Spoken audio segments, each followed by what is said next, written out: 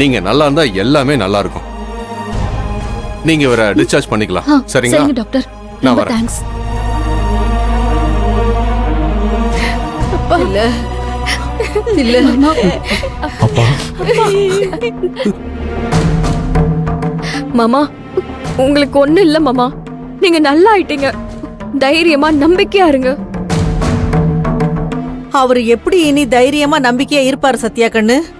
ரோகிணியோட வாழ்க்கைய நினைச்சு அவர்தான் மனசு உடைஞ்சு போய் கிடக்குறாரு பாவம். அம்மா, கொஞ்ச நேரம் உங்க வாய் வச்சுட்டு பேசாம இருக்கீங்களா? எந்த இடத்துல எந்த நேரத்துல என்ன பேசுறதுன்னு தெரியாதா உங்களுக்கு? என்ன சத்யா, என்னது இது? நானும் சொல்லிட்டேங்க. நம்ம குடும்பத்துல இருக்கிற பாசத்துல என் அத்தை பாட்டுக்கு அவங்க மனசுல படுறத யதார்த்தமா பேசிக்கிட்டே இருக்காங்க. நீங்க எதுவும் தப்பா எடுத்துக்காதீங்க. அத்தை, நீ பேசாம இருத்த.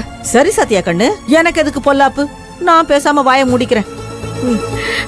பிரபு, அப்பா என் பொண்ணு ரோகிணிய எப்படியாவது மாப்பிள்ள கூட சேர்த்து வச்சிருப்பா.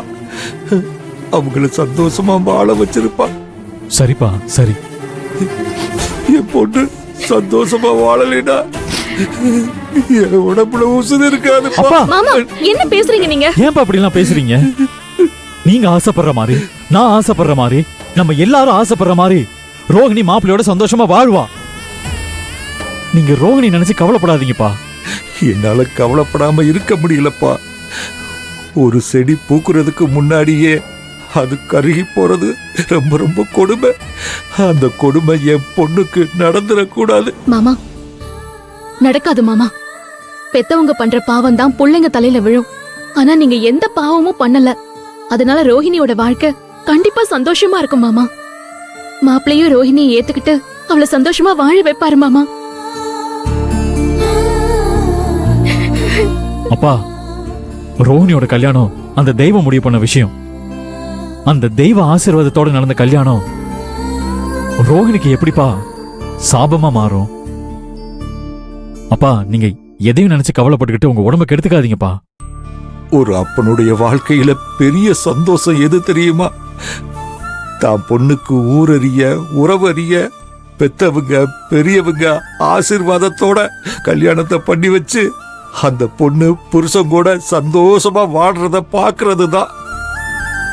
அதே அப்பனுக்கு அவன் பொண்ணு அப்படி வாழலைனா அதை விட பெரிய வலியும் வேதனையும் அவன் வாழ்க்கையில வேற எதுவுமே இருக்க முடியாது.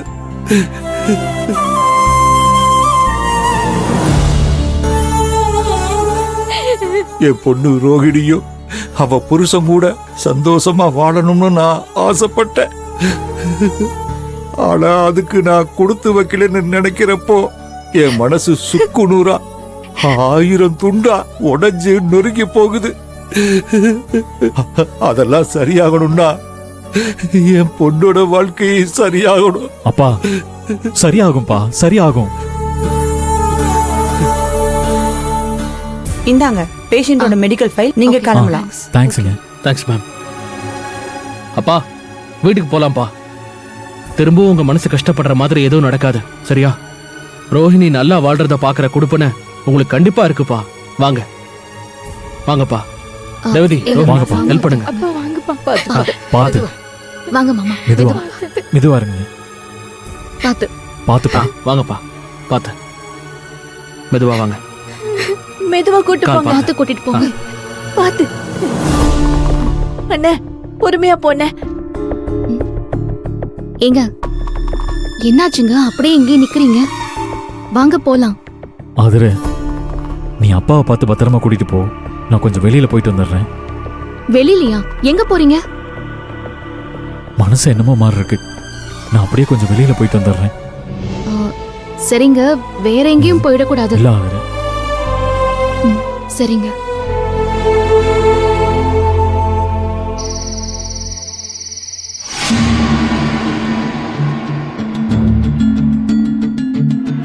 குமரகுரு, டிஃபன் எடுத்து வச்சிருக்க, சாப்பிட வாப்பா. எனக்கு வேண்டாமா. ஏன் வேணாங்கிற? பசிக்கலையா? சாப்பிட வாப்பா. நான் தான் வேணான்றல, விடாமா. இப்ப எதுக்கு நீ சாப்பிடாம பட்னி இருக்க? அவதான் வேண்டான்னு முடிவு பண்ணி அவ அண்ணி கையில டிவோர்ஸ் பேப்பரை கொடுத்து விட்டுருக்கல்ல, அதோட அவளை மறந்துரு. ஐயோ அக்கா, நான் இப்ப அவளை நினைச்சிட்டு இருக்கேன்னு சொன்னா அவளை நான் எப்பயோ மறந்துட்டேன்க்கா. நீ சொல்றது உண்மைனா சாப்பிடவா. வா எந்திரி வான்னு சொல்றல்ல. மாப்பிள்ள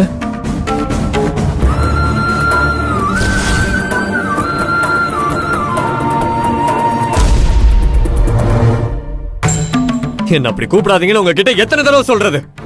அர்த்தமே இல்லாத வார்த்தையை சொல்லி எதுக்கு தேவையில்லாம உறவு கொண்டாடுறீங்க? அப்படி சொல்லாதீங்க மாப்பிள்ள. என் தங்கச்சியை நீங்க கல்யாணம் பண்ணது மூலமா நமக்குள்ள ஏற்பட்டிருக்கிற உறவும் சொந்தமும் ஜென்மம் ஜென்மமா தொடர்ந்துட்டு வர பந்தம் மாப்பிள்ள.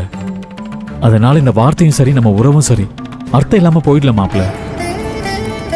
இது உங்களுக்கு புரிய வைக்கிறதுக்காக தான் நான் பார்க்க வந்தேன். முடிஞ்சு போச்சுன்னு என் தம்பி முடிவெடுத்து சொன்னதுக்கு அப்புறம் திரும்ப திரும்ப உங்க வீட்ல இருந்து உங்க பொண்டாட்டியோ இல்ல நீங்களோ மாத்தி மாத்தி இங்க வந்து இப்படி டார்ச்சர் பண்றீங்களே, இது கொஞ்சம் கூட நல்லா இல்ல.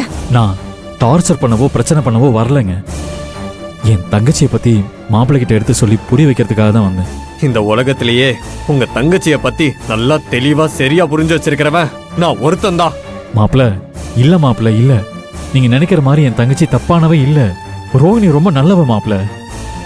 அவ கூட நீங்க சேர்ந்து வாழணும் மாப்பிள்ள. உங்களுக்குலாம் எத்தனை தடவை சொல்றது? எப்போ என் தம்பி உங்க தங்கச்சி கழுத்துல தாலி கட்டினானோ அப்போல இருந்தே அவனோட நிம்மதி சந்தோஷம் எல்லாமே போயிடுச்சு. சரியா சாப்பிடாம தூங்காம மனநல சரியில்லாம என் தம்பி இருந்துட்டு இருக்கான். உங்க தங்கச்சிய கல்யாணம் பண்ணிக்கிட்டு என் தம்பி சந்தோஷமா குடும்பம் நடத்துவான்னு நாங்க ஆசைப்பட்டோம். ஆனா உங்க தங்கச்சி எங்க குடும்பத்தையே ஒண்ணு இல்லாம பண்ணிட்டா. எங்க குடும்பத்தோட ஒரே நம்பிக்கை ஆணி வேறு என் தம்பி தான். இவனை கஷ்டப்பட வச்சுட்டா. என் தம்பி உள்ளுக்குள்ள அழுது துடிச்சிட்டு இருக்கான். உங்க தங்கச்சியால எங்க வீடே துக்க வீடா மாறிடுச்சு. நாங்களும் என் தங்கச்சி உங்க தம்பியை கல்யாணம் பண்ணிக்கிட்டு சந்தோஷமா வாழணும்னு தான் ஆசைப்பட்டு கல்யாணம் பண்ணி வச்சோம். ஆனா என் தங்கச்சி இப்ப வாழ்க்கையை இழந்துட்டு அழுதுகிட்டு இருக்கா. உங்க வீடு துக்க வீடு மாதிரி ஆயிடுச்சுன்னு சொல்றீங்க.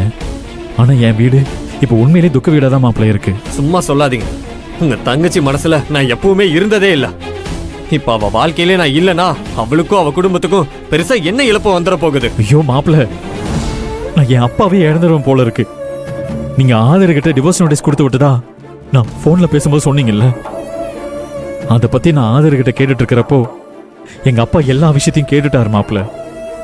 மனசு தாங்காம அப்படியே மயக்கம் போட்டு விழுந்துட்டாரு.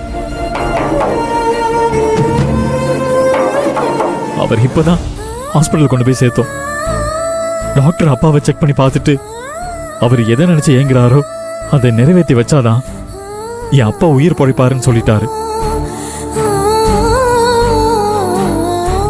என் அப்பா ஏங்குறதும் எதிர்பார்க்கறதும் ஆசைப்படுறதும் என் தங்கச்சி ரோகிணி உங்க கூட சந்தோஷமா வாழணும்னு தான். என் அப்பாவோட இந்த ஆசையை நிறைவேற்றி வைங்க மாப்பிள்ள. இல்லைன்னா என் அப்பா